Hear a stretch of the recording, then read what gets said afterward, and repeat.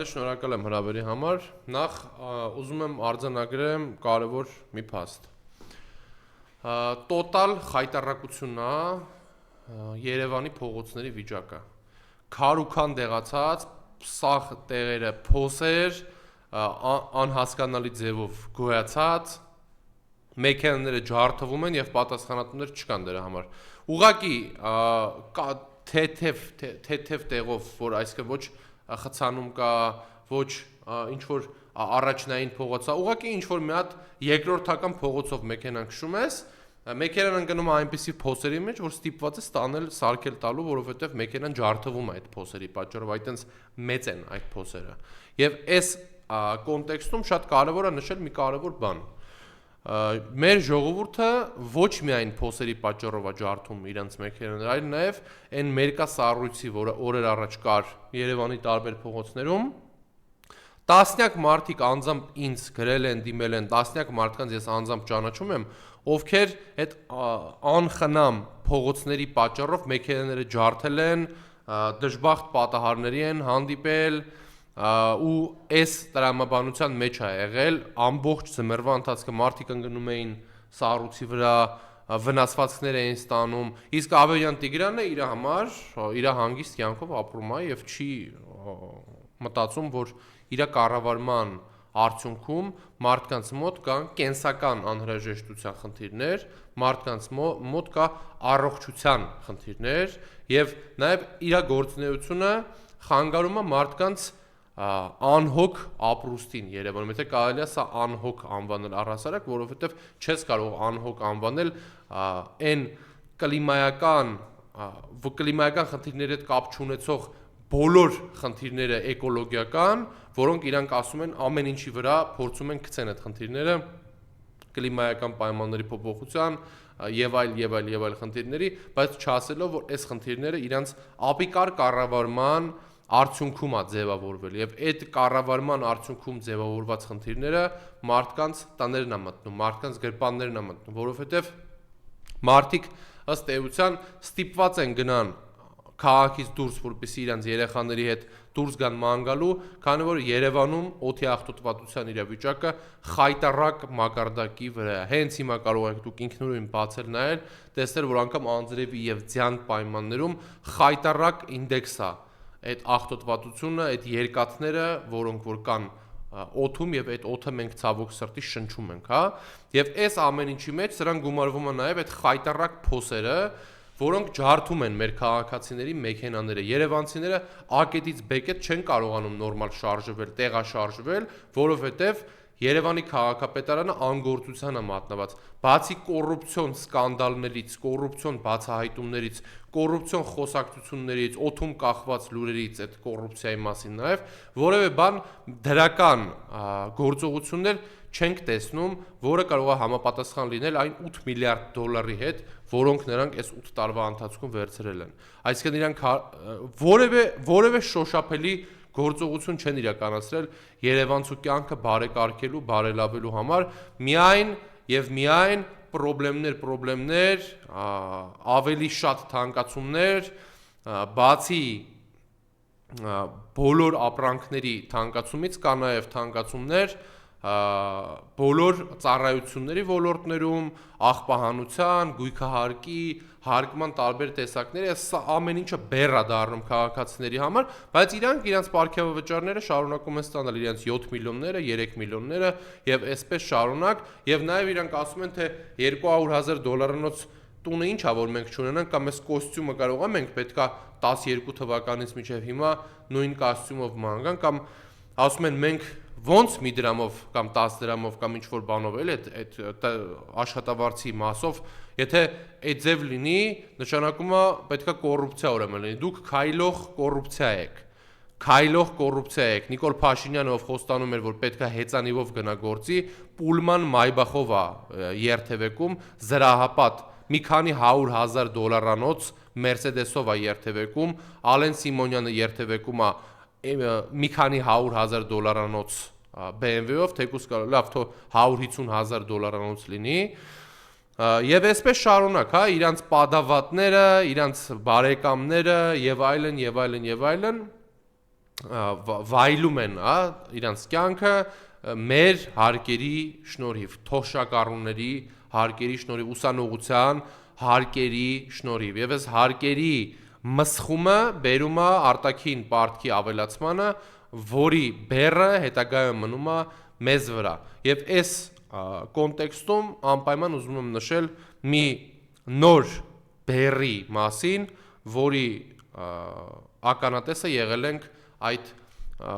Նիկոլ Փաշինյանի եւ Վենսի հանդիպման ժամանակ, երբ Վենսը ասում է, որ մենք 9 միլիարդ դոլարի 5 եւ 4 միլիարդ դոլարի երկու հատվածով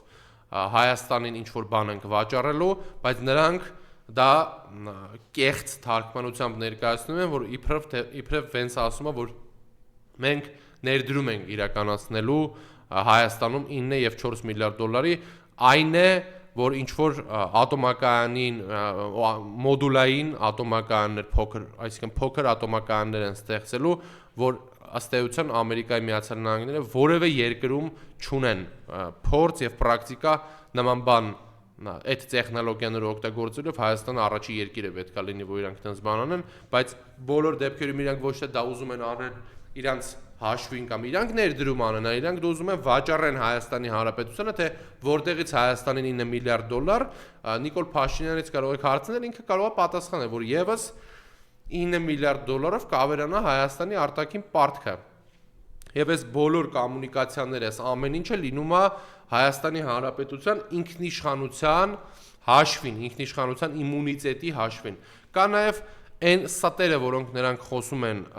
ատոմակայանի հետ կապված, ուրեմն նրանք ասում են, որ Սերժ Սարգսյանն է մեծամորի ատոմակայանը փակելու մեկնարկը տվե ժամանակին, նկատի ունենալով ՍԵՊԱ-ի համաձայնագիրը, որը կնքվել է երրորդ նախագահ Սերժ Սարգսյանի կառավարման տարիներին, եւ նրանք մանիպուլյացիա են անում եւ կեղծիք են տարածում, որ այդպիսի բան կա։ Այսինքն ՍԵՊԱ-ի մեջ գրված է եղել, որ այո, ինչ որ մի օր մեծամորի ատոմակայանը պետքա փակվի նոր ատոմակայան բացվելու դիմաց, որովհետեւ ինչ որ մի օր ատոմակայանը իր ժամկետնանց հատվածն է ունենում, այսինքն ժամկետը անցնում է, ինչ որ այսինքն 10-ամյակ կամ 50-ամյակում ժամկետն անցնում է եւ այդ ժամկետնանց հատվածը պետքա օգտագործել նոր ատոմակայան ձևավորելու հետ կապված քայլեր ձեռնարկելու եւ նոր ներդրումներ անելու մասով, որը եւ երրորդ նախագահը ստորագրել է, բայց դա 350 էջանոց փաստաթղթից մի հատված է, այդ 350 էջանոց փաստաթղթի մեջ կա նաեւ Արցախի ժողովրդի ինքնորոշման իրավունքի հարցը, որ այդ ժամանակահատվածում 28 այդ ժամանակ 28 եվրոպական երկիր ստորագրել են այդ փաստաթղթի տակ ՍԵՊԱ-ի համաձայնագրի եւ փաստացի որևէ գործողություն չի իրականացվել ՍԵՊԱ-ի փաստաթղթից ի օգուտ Հայաստանի Հանրապետության եւ Հայաստանի Հանրապետության այսօրվա կառավարիչներն են հրաժարվել այն փաստաթղթից, որը 28 եվրոպական երկիր ստորագրել էր ներառյալ Արցախի ժողովրդի ինքնորոշման իրավունքի հարցը։ Այսինքն սա նոր մանիպուլյացիաներ են, որոնք արվում են եւ այս մանիպուլյացիաները պետքա բացահայտվեն եւ ես ուզում եի հատուկ խոսեի սրա մասին։ Մենք պետքա հիշենք, որ Նիկոլ Փաշինյանը ոչ միայն 8 միլիարդ դոլարով ավելացրել է մեր քաղաքացիների վրա արտաքին պարտքի բեռը, այլ նաև այդ ընթացքում հանձնել է 11500 քառակուսի կիլոմետր հայկական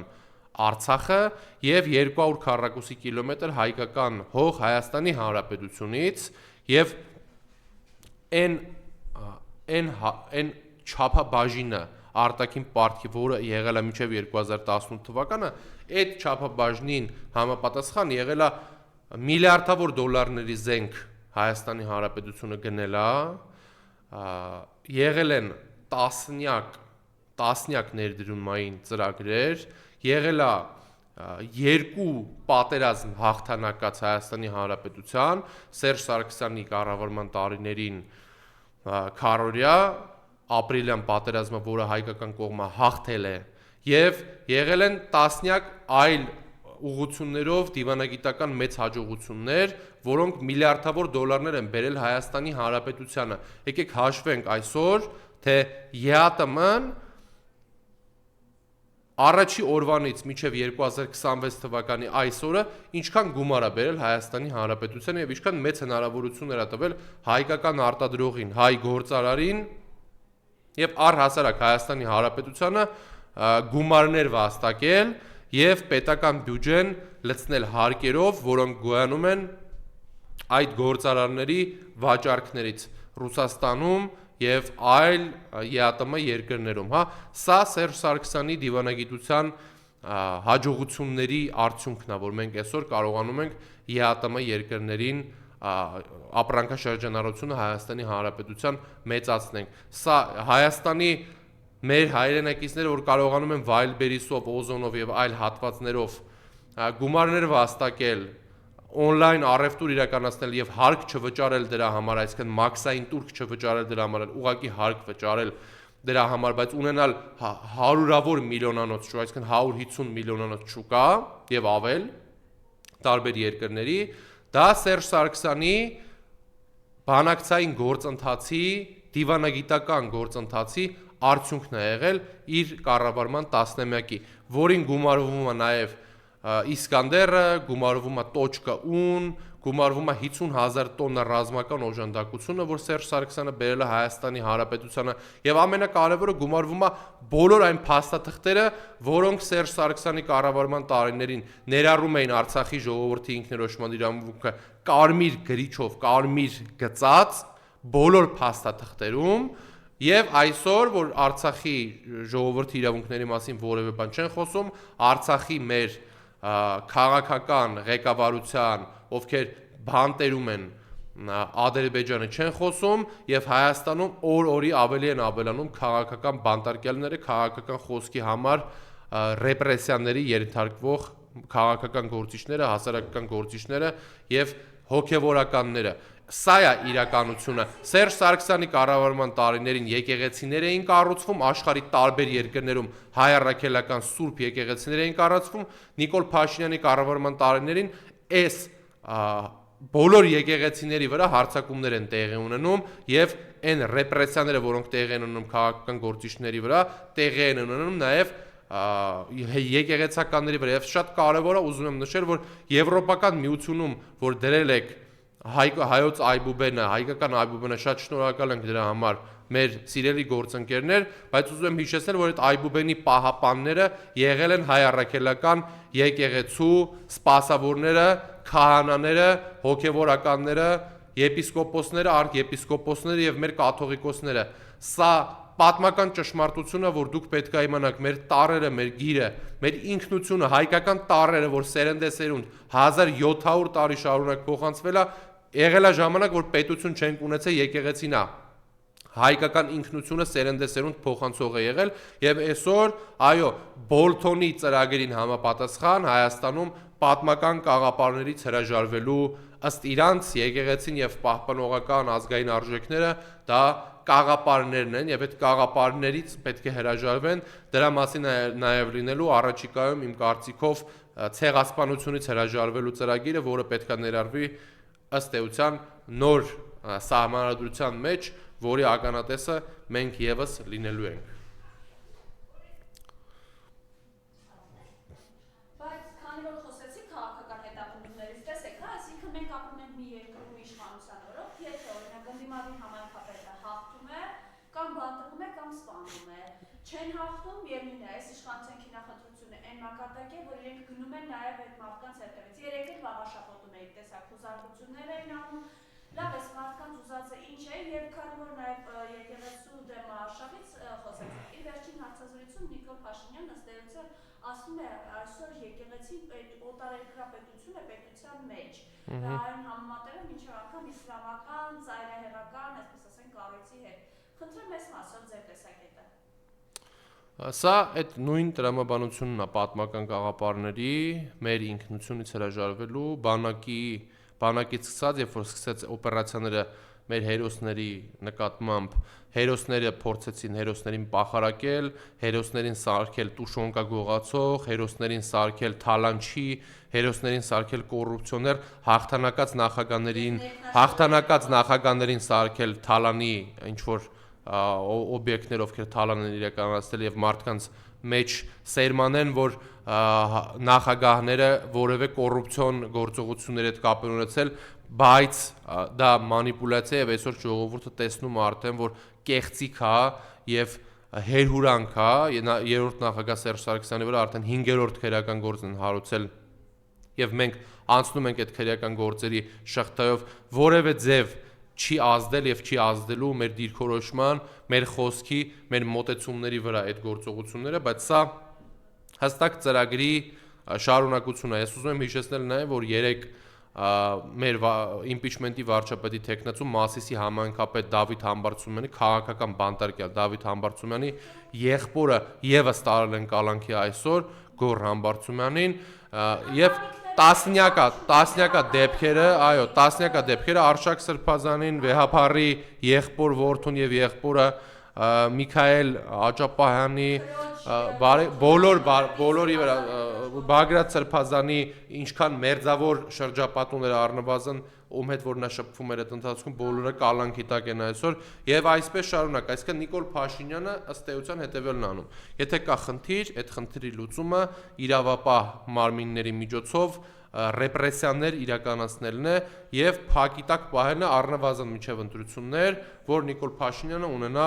իր համար հանգիստ միջավայր, այդ հանգիստ միջավայրում աշխատի։ Այսինքն ինքը ամեն դեպքում ունի այդ ներքին վախերը, որ միևնույնն է ժողովուրդը իրեն չի ընտրելու, որովհետև այլևս մարդիկ տեսնում են բաց իրենք ինչ են իրականացնում եւ ինչպես են հենց իրենց քալանում։ Տեսեք, ակնհայտ է, որ առաջի անգամ այս 8 տարվա մեջ ակնհայտ է, որ սա կարևոր է, հարգելի ընկերներ, ես ձեզ սա ուզում եմ ասել։ Նիկոլ Փաշինյանը չունի 50% մեծամասնություն եւ ես վստահ եմ, որ նա 21 թվականին եւս չի ունեցել։ Եվ ամենակարևոր բանը, որ հիմա սերմանվում է, դա ապաթիանն է։ Դա այնա, որ անհնար է Նիկոլ Փաշինյանին փոխարինել այլ վարչապետով, անհնար է հաղթել իրան, անհնար է իրանց հետ մրցել, անհնար է։ Ես ուզում եմ հիշեցնել, որ իմ կուսակցությունը, ես իմ մասին խոսամ, իմ կուսակցության համար դա անհնար չի։ Իմ կուսակցության նախագահ Սերժ Սարգսյանը, երբ որ առաջի Ղարաբաղյան հերոսամարտը իր մարտական ընկերների հետ հաղթել է, էդ էլ է անհնար եղել։ Երբ որ քարորյա պատերազմը հաղթել է, էդ էլ է անհնար եղել։ Եվ տասնյակ բաներ, որ արվել է ընթացքում, անհնար են եղել, բայց արվել են։ Եվ Հայաստանի Հանրապետությունը այս տեսքով մինչև 2018 թվականը որ գոյություն է ունեցել, անհնար է որ գոյություն ունենար քրիստոնեական առաջի քրիստոնեական հանրապետություն Թուրքիայի կողքին մուսուլմանական պետություններով շրջապատված եւ գոյություն ունենար եւ այդ անհնարը մենք արել ենք եւ սա եւս այն անհնարների շարքից է, որ մենք հանգիստ կարողանալու ենք անել, բայց անգամ համեմատելու չի մնացածի հետ։ Դրա համար այդ ապաթիաները ես շատ լավ գիտեմ, որ հատվածներից են սերմանվում, որ ժողովրդի մեջ այդ ապաթիան լինի, որ ընտրության պետք չի գնալ, որ ամեն ինչ որոշված է, որ պետք չի պայքարել, որ պետք է հանձնվել, համակերպել, որովհետև դե աշխարհում այդպես է որոշել։ Մեր ճակատագիրը մենք ենք որոշում, Հայաստանի Հանրապետության ժողովուրդը եւ Հայաստանի Հանրապետության ժողովրդի ձայնն է որոշում Հայաստանի Հանրապետության ընթացքը։ Այդ ձայնը կլինի խաղաղ անհնազանդությունների միջոցով փողոցով, թե կլինի ընտրություններով իմպիչմենտի միջոցով կամ ոնց որոշի ժողովուրդը, այդտենց է լինելու, բայց կարևոր է, որ Հայաստանը ժողովրդավար երկիր է եւ այսօրվա իրավիճակը անհամապատասխան է մեր ժողովրդավարությանը։ Հայաստանում խոսքի ազատությունը պետք է վերականգնվի եւ Հայաստանում ժողովրդի խոսքը որոշիչ է, ժողովուրդը պետք է որոշի եւ այո, այսօր քաղաքացիական պայմանագիր կուսակցությունը չի վայելում ժողովրդի մեծամասնությունը, դրա համար այս ռեպրեսիաներն են, դրա համար Մասիսի քաղաքապետը կալանավորված է, դրա համար Գյումրու քաղաքապետը կալանավորված է։ Միակ բանը, որ այսօր կա, որ մեզ խանգարում է, դա մեր միասնականության բացակայությունն է, որ օրինակ այլ քաղաքական գործիչներ երբեք չեն խոսա ինչ որ մարդու մասին, ում հետ իրանք ունեն անձնական խնդիր։ Այլևս այդ անձնական խնդիրները ոչ մեկին հետաքրքիր չեն։ Այլևս պետքա լինի միասնականություն բոլոր ոլորտներում, բոլոր ուղղություններով, որովհետև Հայաստանի Հանրապետության եւ հայ ժողովրդի հարցը ամենաառաջնայինն է, ամենակարևորն է եւ միասնականությունը բարդ, փխրուն, վատ միասնականությունը ավելի լավ է, քան թշնամանքը եւ իրար դեմ լինելը, ավելի կարևոր է Հայաստանի Հանրապետության գոյությունը եւ բոլոր քաղաքական ազգային ուժերի համար Հայաստանի Հանրապետության շահը պետք է առաջնային լինի կուսակցական շահից, պետք է առաջնային լինի անձնական, նեղ անձնական միզերեն շահից։ Դրա համար Սերժ Սարգսյանը մեր համագումարին ասել է, որ մենք ունենք մեր նկատմամբ այսօրվա քաղաքական առումով 0 ամբիցիա, բայց ունենք 100% ամբիցիա Հայաստանի Հանրապետության ապագայի նկատմամբ։ Եվ վերջին հարց, ուղղակի որքանով է հարմար կուզեք արձագանքեք, ձեզ մյուսներին, այսպես նախկինացավով տարապումները, այսօր իշխանության ներկայացուցիչներ նախկիններին մեղադրում են կոշիկ լիզող եք եղել, էս եք եղել, հա, բանը, գնում եք դրսում կոշիկ եք լիզում,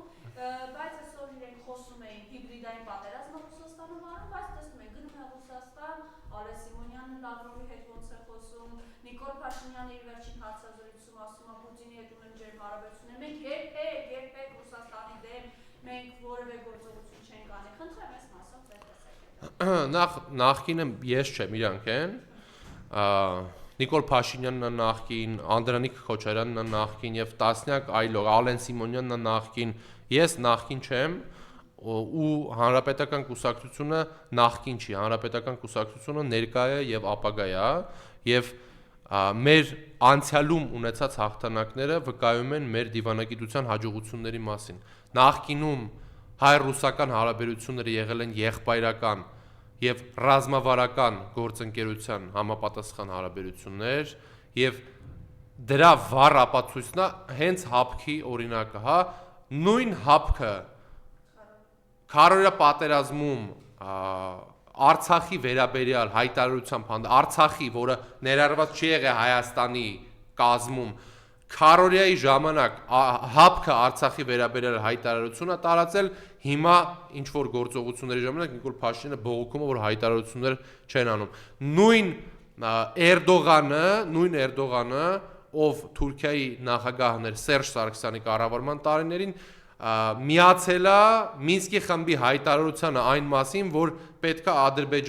Ադրբեջանին դադարեցնել ռազմական գործողությունը եւ զսպվածություն ցուցաբերել, ըստ էության ագրեսոր ճանաչելով Ադրբեջանին, Թուրքիան կողմ չի եղել Արցախյան հակամարտության, դա Սերժ Սարգսյանի բանակցային գործընթացի արդյունքն է, Սերժ Սարգսյանի վարած քաղաքականության եւ նրա դիվանագիտության, Թուրքիայի զսպվածությունը քարորիա պատերազմի ժամանակ եւ կողմ չլինելը Ղարաբաղյան հակամարտության մեջ, դա մեր հաջողություններն են։ Այն ժամանակ երբ Ռուսաստանի Դաշնությունը առաջինն ենք եղել, որ Իսկանդեր ենք ունեցել, Բելարուսից առաջ ենք եղել Իսկանդեր ունենալու մեջ, այս 300-ներ ենք ունեցել աշխարհում, մենակ մենք ենք ունեցել 7-8 միլիարդ դոլարի զենք է Սերժ Սարգսյանը Հայաստան բերել, որը շատ մեծամասնություն է եղել է ռուսական զենքեր եւ մեր դիվանագիտության բոլոր ընթացքը եղել է հասանելի եւ տեսանելի մեր ժողովրդին։ Նորից եմ ասում, գազի սակագինն է եղել Սերժ Սարգսյանի կողմից կնքած փաստաթղթի, որ մենք գազը աշխարհում ամենաէժանն են գնել։ Եղել է ԵԱՏՄ-ի հուշագիրը, որի հաշվին այսօր Հայաստանի տնտեսությունը այս պահին ունի ինչ որ շարժ, դա ունի ԵԱՏՄ-ի հաշվին։ Այսօրվա նույն օգտագործողները ԵԱՏՄ-ի հնարավորությունները մեղադրում էին Սերժ Սարգսյանին մի գիշերում կնքած փաստաթղթի մեջ, որը ըստ էության ռազմական նշանակություն, ռազմավարական նշանակություն ունեցող կարևոր ստրատեգիկ փաստաթուղթ էր Հայաստանի տնտեսության համար, որը այսօր Հայաստանի տնտեսությանը շունչ է տվել։ Հիմա մենք տեսել ենք հայ-ռուսական հարաբերությունները, կա դիվանագիտական փոխհրաձգություն դեռ 2018 թվականից եւ կա իրանց մոտ ուղղակի Ալեն Սիմոնյանը ըստ էության արդարանում էր ռուսական կողմի մոտ, արդարանում էր, որ նրան ասում էին, բա դուք ասում եք հիբրիդային պատերազմ կա եւ դուք ասում եք, որ իրանք ինչ բարեկամ ես, Ալեն Սիմոնյանը ասում էր, ոչ, ես այդպես բան չեմ ասել։ Եթե դուք այդպես կարծիք ունեք, այդ ձեր կարծիքը ասեք, մենք մեր կարծիքը բոլոր տեղեր ասել ենք, կարող եք Սերժ Սարգսյանի հարցազրույցները նայել Ամերիկայից մինչև Չինաստան, բոլոր երկրներում հայկական շահը ներկայացվել եւ Սերժ Սարգսյանը միշտ բանակցել է, թե ինչա Հայաստանը ստանալու, ոչ թե ինչա տալու դրա մեջ։ Շնորհակալ։ Ես եմ շնորհակալ։